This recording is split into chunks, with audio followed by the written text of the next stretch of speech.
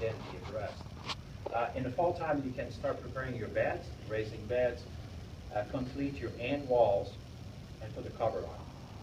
And again, once you have a cover on, we'll go over that later, once you have a cover on, then you'll see a totally change in the drainage pattern once the rain starts shedding on you.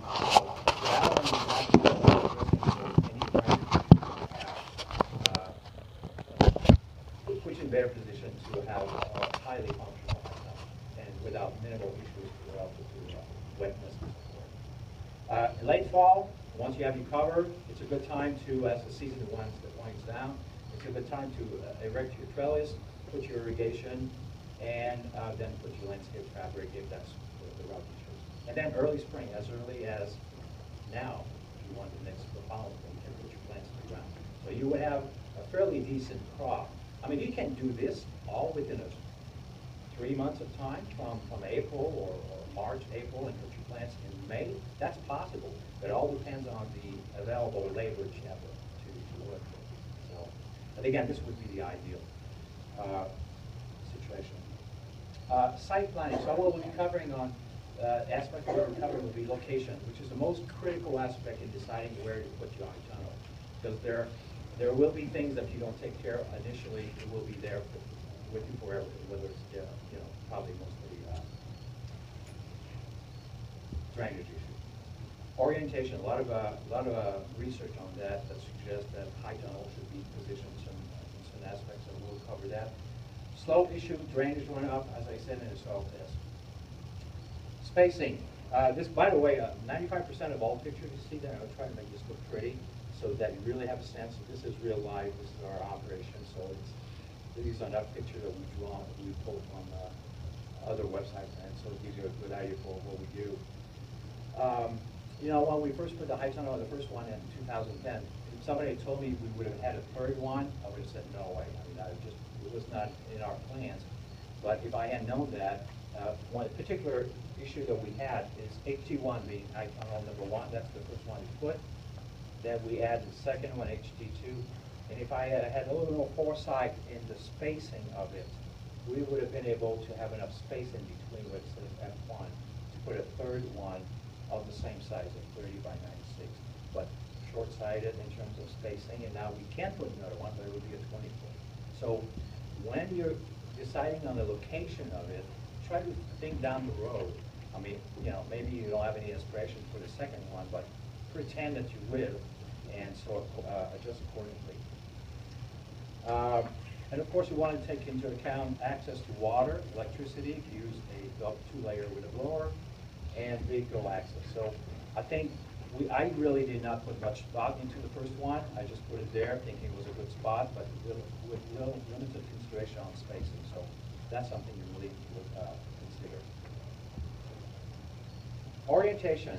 I think ultimately, and I'll go over the details, ultimately this is you have to strike a balance between what is best and what's possible. In our case, and you'll see that, we have slope, this higher point, lower point, so it was impossible for us to put it north-south. You can see west, east-west. And in our case, it turned out to be the right choice because we have tremendous prevailing wind from the west. So it puts a lot of stress on the high tunnel. So had it been north-south, it would have been very difficult to keep that high tunnel intact. So we really have to work with the soil. And again, you have to strike balance between what's best and what's possible. One advantage of an east-west orientation like ours is when you have prevailing wind, then it only hits one side of it, so it minimizes damage on the high tunnel. However, this is a high noon picture, aerial picture, and you can see the sun reflection on the two high tunnel. So guess where we have the most sun damage on our plants? Where the sun hits very hard. We have much less sun damage on that side. And again, we have to work with what we have. Research shows that north-south orientation is better for high plants such as raspberries, mainly because having your north-south orientation on your high tunnel, you have a better airflow when you roll up the sides. It creates less shadow from one row to the other. Again, these plants grow to be 6, 7, 8 feet tall. and eats up faster. With the sun hitting on an entire site in the morning, it really makes a big difference. In fact, even though these are west, east-west, that one is obstructed. There's quite a few trees here that create some shadow in the morning, and that one is hit directly with the sun in the morning, coming east, and we see a significant difference in how that one warms up in the morning. And that's quite critical from early in spring and late fall when you really want to gain a lot of heat. So again, strike a balance between what's possible and what's available. So what's best. Any questions? By the way, speaking of questions, you're more than welcome to ask a question. If you think you have something more elaborated, then you're more than welcome to wait at the end. And we also will be at our table booth this afternoon. So please, you're more welcome to stop by and ask questions. Oh, you're About 15 feet. Yeah. Any other questions? Yes. Oh, yeah. Okay. Yes. Slope. This is one of those things. I mean, listen, we've done this for 10 years. We had high tunnels for the past 5 years plus, and I wish I would have had the knowledge back then that I have now. Of course, we all say that, right? But so please benefit from our mistakes mostly and what has worked well for us. And what has worked well for us does not necessarily mean will work well for you, but at least it provides you a good basis for slopes. Without being too detailed here, the USDA agency that provides funding for high tunnels, which is the EQA program, recommends not to exceed a 5% slope. And that's what we have. We have a 5% slope. So higher point there, lower point here, it creates an 18-inch drop. And our low point, even though visually it may not look like that way, our lowest point is here. So the water drains from here down to the front. And where these two arrows are over here, we have a little bit of the first area. So guess where all the rain goes? Okay? So if you don't address that issue early on, and guess where we're losing our plants? Guess where we have root rot issues? Right there on the bottom rows. So when I first put the high tunnel, I really never thought about that, but ultimately it became an issue. And unfortunately, drainage issue or bad drainage issue are going to be with you forever unless you really address them.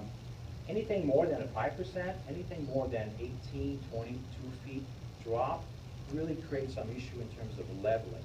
You would not want to dig on that side to bring it level because then the rainwater will create a real bed for water there.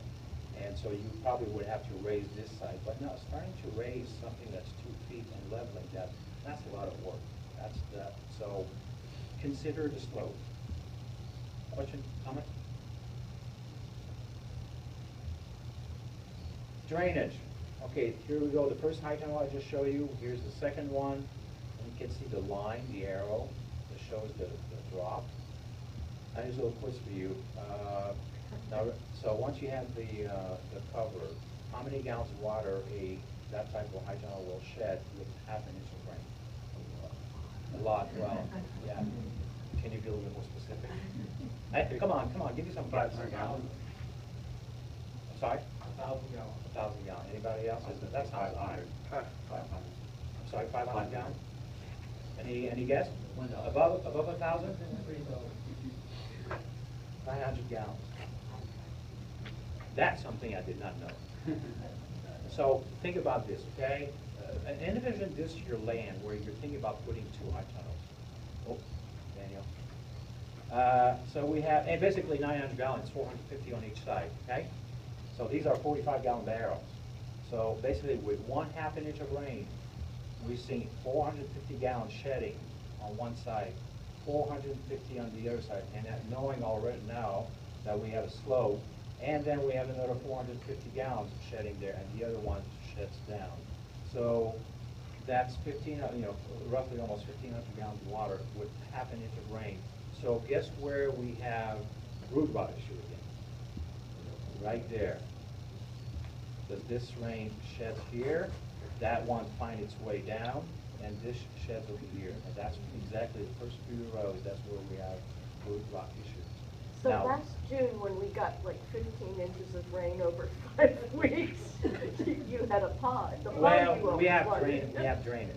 We Right, tried to right. rectify that. So, yes, I'm sorry.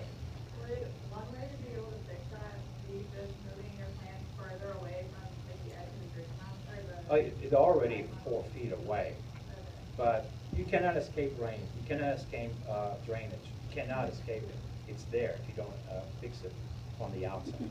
So whether you move it, 10 feet in, it's still, if you have drainage usually inside, it will stay there. Now, in light of the site preparation, as I alluded to earlier, you really want to do a soil test. You need to know what's in the ground or what's not in the ground, so that, remember, the ideal construction time or planning time would be to take care of the soil. And so this is our soil test that I'm going to get to this button. So we have HC1, HC2, we have the values of that. And these guys, Spectrum, which is there in Washington Court, I think, they will provide you with a recommendation of what to do. I don't know if all agencies will do that, but so that's a critical part of your planning. Understanding your slope, your orientation, and your soil characteristics, so you can amend your soil over time. Any question on that aspect of planning? I have a question. How often do you test your soil annually once the raspberries? Every year, yes. Okay. Style. This is pretty straightforward. We have the rounded or the hoop house, which is also called Quonset, I believe, and versus the Gothic. So that is not a higher height tunnel. That's a picture from the website. That's ours. So the advantage of a Gothic, it will shed, because of a higher peak, it will shed snow and rain better. It will also shed the rain inside humidity because of a higher peak. It will slide down the sides as opposed to dripping on your crop. So that's another advantage. Allows you for more growing space, and we'll go over that later. And because of a higher peak, it allows for better airflow.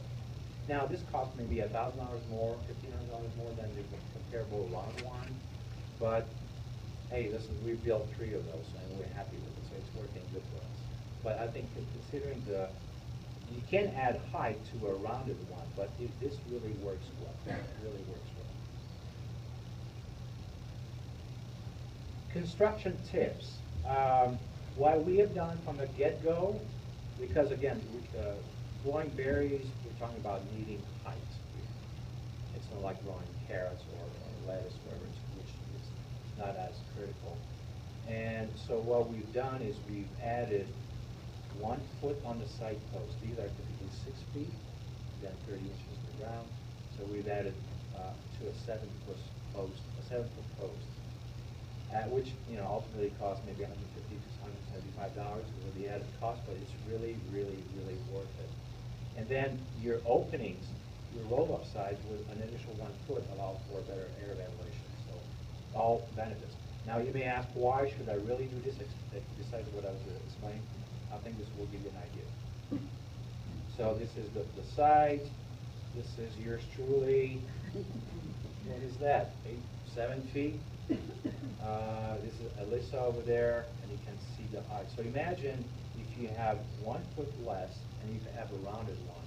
You really, your plants will be reaching the top. So it's really critical to gain that height, and it's worth it. It's really worth it. So what size are yours? Are they 6 foot or 5 7 foot. 7 foot. Yeah. This is to build wide doors and air vents. This is because I'm a little bit, don't want to spend too much money. We could have put air fans, which are relatively expensive. They work really well, of course. But the first one when we built had these openings.